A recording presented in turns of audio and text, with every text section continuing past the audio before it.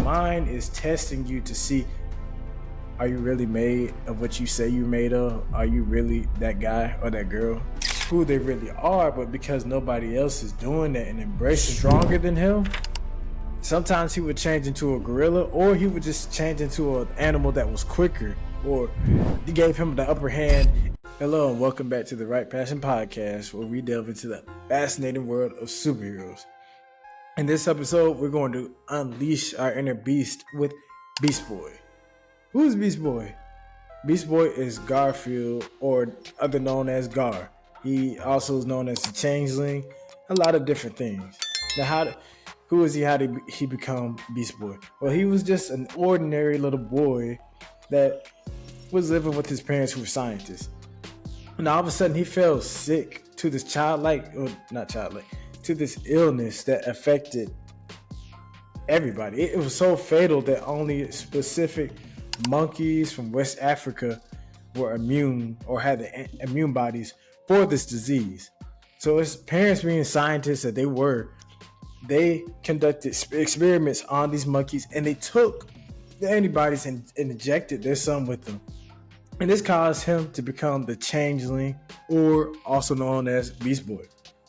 And after he was injected with it, he was granted the powers to shapeshift and change and alter his body into whatever shape or animal he wanted to be.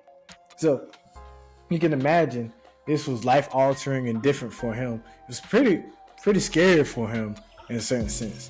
But he was later adopted by the team called the Doom Patrol. And this is one of the many teams that Beast Boy soon joins. And that team, he was known as the Changeling, or Gar, short for Garfield. Now, Beast Boy, he's not your likely hero. He's so different. I like him a lot because he's himself. He's unique. He doesn't try and be anybody else. He is his own person. His personality is kind of crazy. He's funny.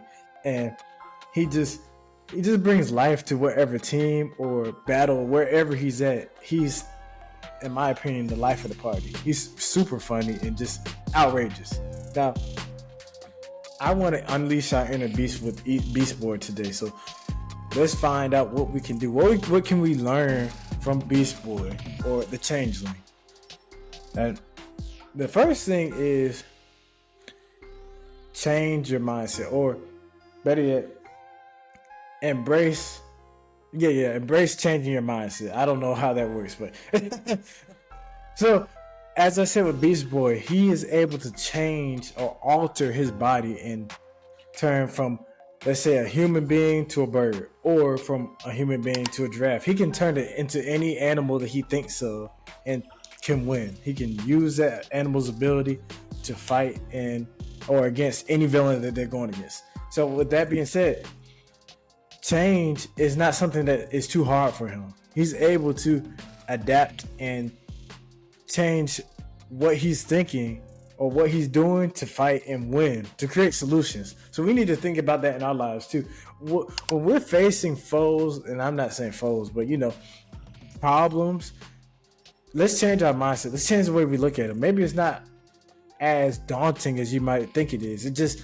You might need to look at it from a different perspective, or change your state. Because back to Beast Boy, whenever he was fighting a supervillain that was stronger than him, sometimes he would change into a gorilla, or he would just change into an animal that was quicker, or gave him the upper hand and agility. Because sometimes when you're fighting or going against problems that you think are bigger than you, you don't need to be super big to take them down. You might need to be smaller and quicker to take them down.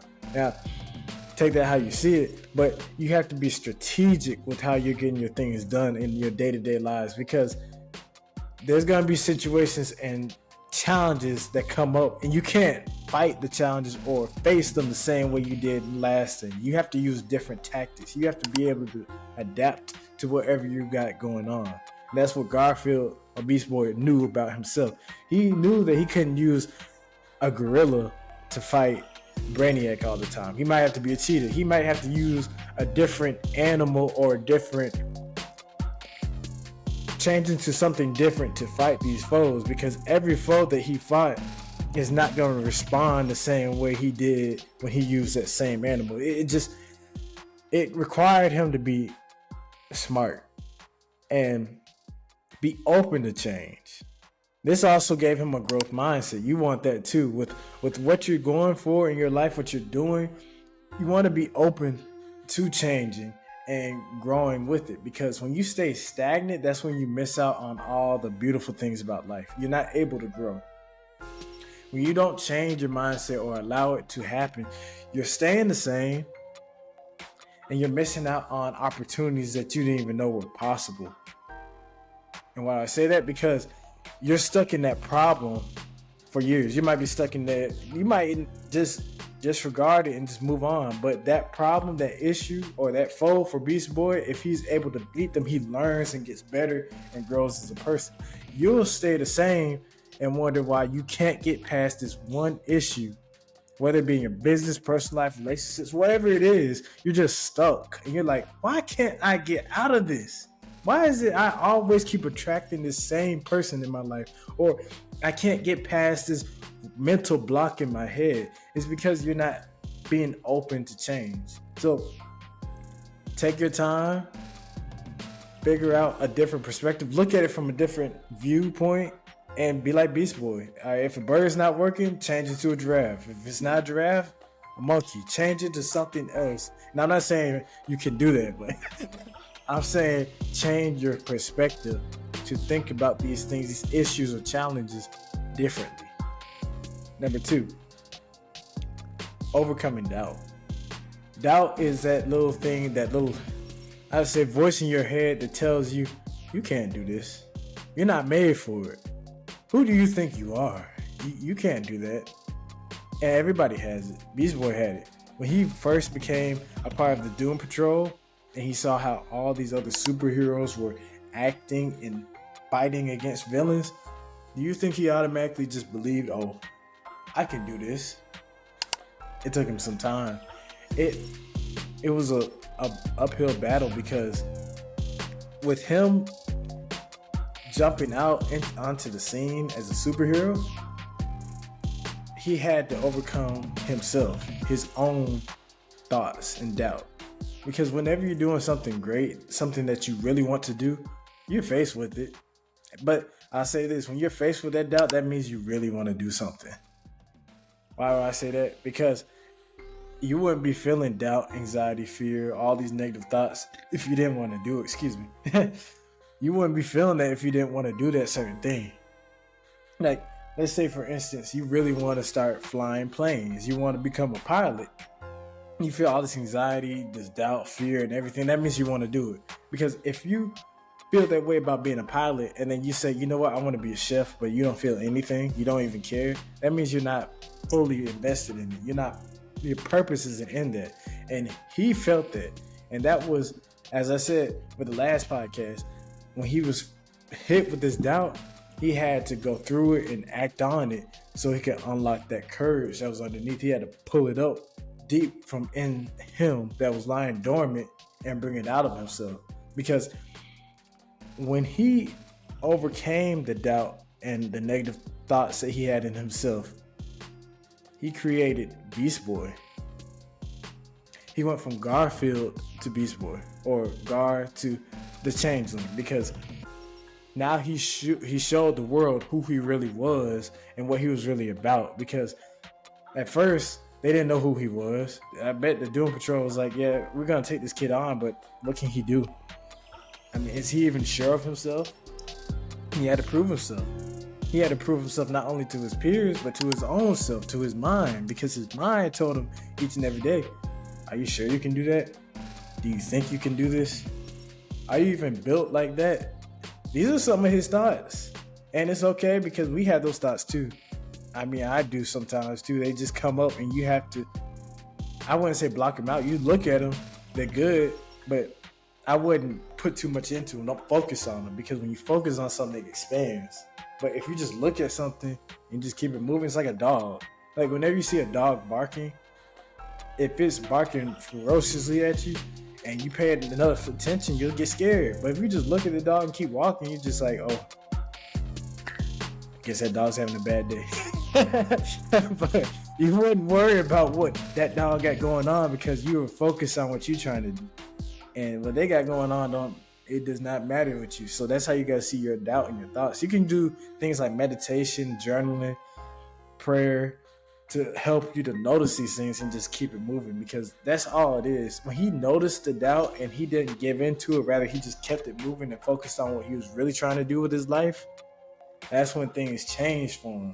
And that's the things will change for you too, because it's all a test. I'd like to say it's just your mind testing to see how bad you want something, because if you want something so bad that it doesn't matter if you eat, sleep, cry, whatever it is, you'll do it regardless of the doubt. You'll use the doubt to motivate yourself.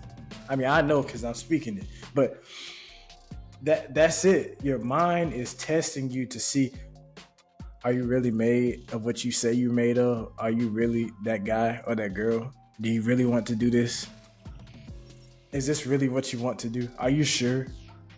When you get those thoughts, you should be getting excited, because that means you're in something that you really want to do. And that means that you are pursuing your passion. So once you get those doubts, negative thoughts and everything, don't get upset, don't get sad, be happy, because now you have an opportunity to transcend and overcome your own mind. And once you do that, pretty much unstoppable. Number 3, what's the third thing we can learn from Beast Boy? Embrace your uniqueness. Embrace who you are. Garfield did this 9 times out of 10. Like the first original Teen Titans show with all of them. Now I'm not talking about Teen Titans Go. I'm talking about the first one. I loved and enjoyed because he was himself unapologetically. He didn't care. Beast Boy hung out with, who was it? Cyborg. He hung out with all of them, but him and Cyborg were just like this. They were tight. They did not care. They weren't worried about who liked them, whatever. They was just playing the game, eating pizza, fighting supervillains. He said, hey, I'm green and I can change into animals. I'm cool. I'm not worried about who liked me, who doesn't, because 9 times out of 10, you don't like me, somebody else does. And that mindset is just, it speaks volumes, because we need it sometimes. Sometimes instead of embracing our uniqueness, we want to cave in and think of how horrible we are as people or as a person, how different we are. Like, I don't need to be out. I don't want to be around people because I'm weird or I'm lame. And that could be some of your thoughts, because when you're different, it's not usually a coming out party. Like, people are like, oh yeah, awesome, he's great. No. And people are like, what is wrong with you? People will say this to you, but they won't say it. I mean, if they are that bold, it's kind of mean, but they might think or look at you like, what's up with this dude? Like, right now, why this dude got Spider-Man and Spawn right there? What he got going on? But that's the little things that people may or may not even say, or you just might think it yourself because you're being different. But when you embrace it, you don't care. You just like, yeah, I'm me. You know, I don't care. I'm not gonna say you have to voice this all the time. You don't have to go out saying, I don't care if you like me or not. No, I'm just saying you enjoy who you are. You are being yourself, not hurting nobody, neither.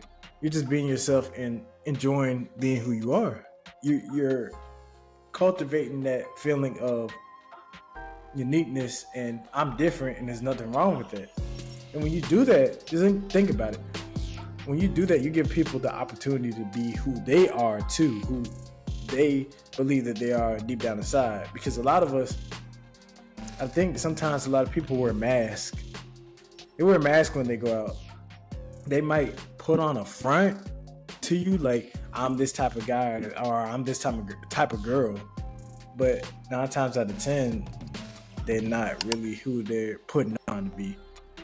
Deep down inside, they might want to be who they really are, but because nobody else is doing that and embracing who they are, they're scared to show their true colors.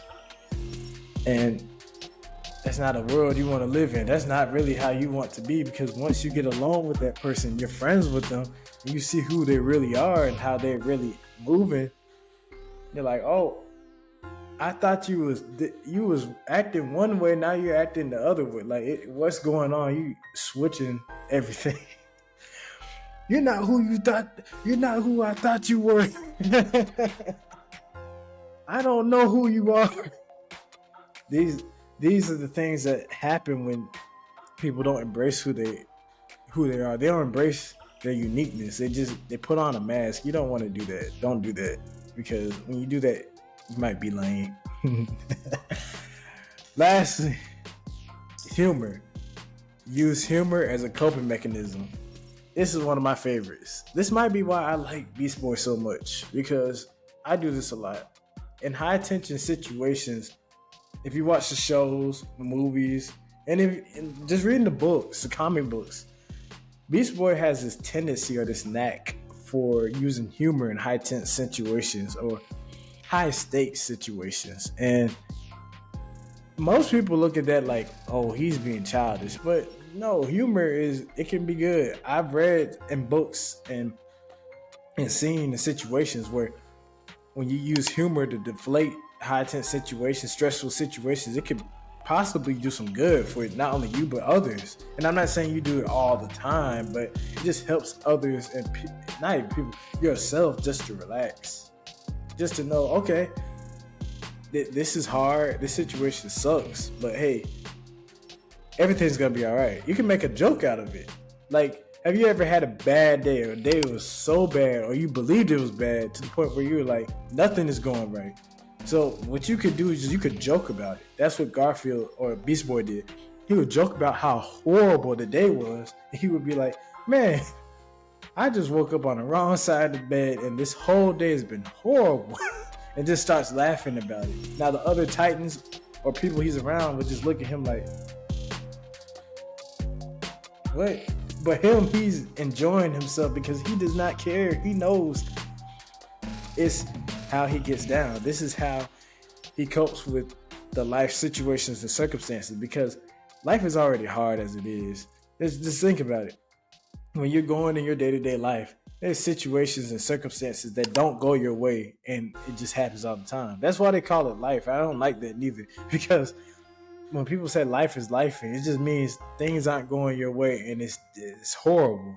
And I mean, that does happen, but that's why I use humor, just like Beast Boy, because I'm like, if life is life, and then when I start life is gonna get scared. That was a lame joke, but that's what I'm talking about. You got to use humor to break that, because sometimes we get so like locked up and not focused but stressed that we can't even joke. We get so serious that sometimes we take life too seriously. And I've heard this quote, I can't remember, it's anonymous, but I was told, don't take life too seriously because you won't make it out of it alive. Think about it. But not only does Beast Boy do it, it's a segue. Spider-Man does it too, and I like it too. But it's a powerful way to cope with stressors, because as I said, we're gonna go right back to it. Life is already hard as it is, because just think about it. You come out, or you're born into this world and you want to do so many things in this world, but then when you go do the things you want to do, one, it's hard, two, people don't really care, and three, it might not be as cracked up as you thought it would be. You're like, oh, okay, it's gonna be fun, this is great, I can't wait to do this every day. And then you get hit with some days where you don't even feel good. You might get sick. Certain things happen. You might lose a family member, you lose a friend, you lose a relationship. Things happen, and then you go from I love life to you kind of get jaded. You have like this idealistic optimism that is just, I call it, well, I'm trying to think of how I could call it. It's almost like delusional optimism. That's how you come into this world, especially when you're young. You like, everything is peaches and rainbows, when it's not. Everything is not peaches and rainbows, because as you keep going, you start seeing failures and experiences where things don't go your way. And if you're not careful, your life can become jaded. It's like nothing really excites you, just living. And just think about that. You might have people in your life that you talk to all the time, and they're not really just on fire for anything or excited. But you are, because you're young, you're just excited and ready. And then they're like, oh, yeah, here's what it is. Just another day, another dollar. And you don't want to be around them. And sometimes humor can help break them out of there. You're like, oh man, yeah, you sound amazing. But be careful with that. Boundaries. But these were the amazing things that we learned from Beast Boy, and we can unleash our inner beast through these key principles that I listed in this episode. And Beast Boy is just, you gotta go watch him. You can't just hear me about it. You gotta go watch him on Teen Titans Go. Read about him in the comics. He is a very interesting character. He's not like, what would I say, a main character like Batman or anybody, but he's in the background, and that's what I like about him. He doesn't worry about having the spotlight. I'm here to do my own thing, and I'm gonna have fun doing it. I don't care if I get the spotlight or not. I'm not Batman. I'm not trying to show everybody I'm Batman. I can take over and destroy everything. I'm me.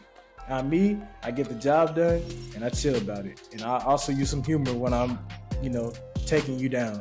So if I'm getting to it and you're losing, I'm gonna let you know about it. But after saying this, go check out Beast Boy and the Teen Titans and Teen Titans Go. All those shows, comics, check them out, because you might learn something that I didn't even listen to this podcast. And if you do, come back and tell me about it.